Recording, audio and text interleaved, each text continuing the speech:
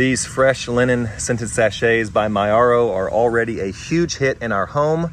My wife is putting them in gift baskets and in presents, and I am deploying them around the house. I will show you the 4 different places that we've put them, but first let me tell you the 3 things that I really appreciate about these scented sachets. Number 1, they are all individually wrapped, which just means that when it shows up to your house, they're gonna still be potent, they're gonna still smell strong, and that is a very appreciated thing. Number 2, this hanger.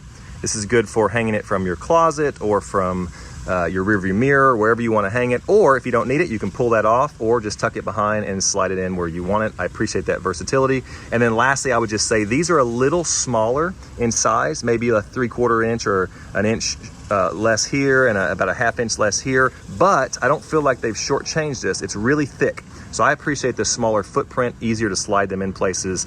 And when you're putting it in gift baskets and stuff, it doesn't look so bulky. So anyway, we really like these. These were honestly sent to us for an honest review. This is my honest review, and I will show you exactly how we have deployed them. And I will tell you right now, we really like them. So come with me, let's take a look.